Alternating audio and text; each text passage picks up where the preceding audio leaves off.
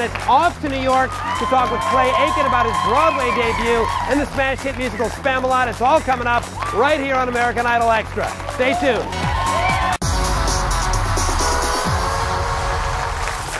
Welcome back to American Idol Extra. Now, as you all know, Clay Aiken was runner-up in Season 2 of American Idol, but he's had a first-rate career ever since with chart-topping CDs, sold-out concert tours, and now a starring role in the hit Broadway show Spamalot.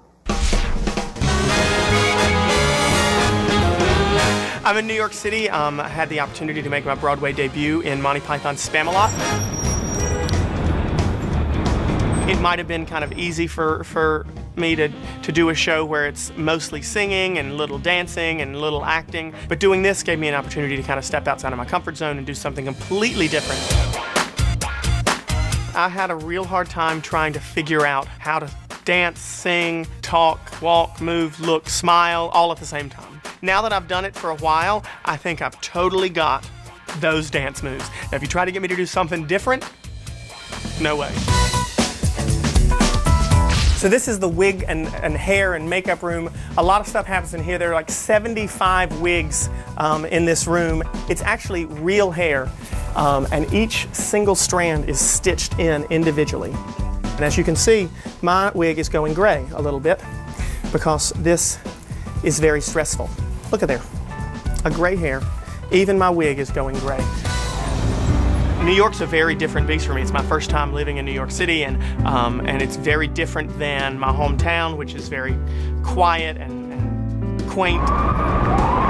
It's taken some getting used to, but I kind of like the idea that things are open late and you can walk wherever you need to go, and in some regards it's tough because I miss having my yard. I had to send one of my dogs home because he just couldn't handle it. We've been working on the album for the past few months now. The album's called On My Way Here, and this album is all new music, but at the same time, sonically it's different, and it all kind of goes along with this theme of something that I've learned in the past 5 years, since Idol perhaps, you know, in this new world that I live in, I guess, and all the songs kind of relate to that theme. There's been this big explosion of former Idol contestants who've come to Broadway, not just myself, but Tamira Grace in Rent, and Diana DeGarmo in Hairspray, and Fantasia did The Color Purple, and Ruben's doing a stage show very soon.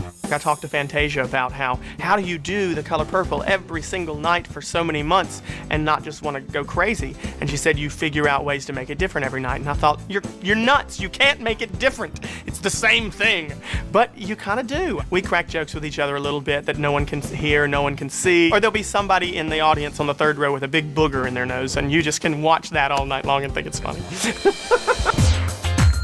Idol, for a long time, really focused so much on people who had a good stage presence and were able to sing. There's always been that debate, talent versus image. Simon, for the many times that he is right, there's always some time that he's wrong, and one of the things that he does to insult people, I think sometimes, is to say, well, you belong on Broadway, you don't belong here. And I mean, I'll be honest with you, I used to take it kind of as an insult when I was on the show, but now he can kiss my foot.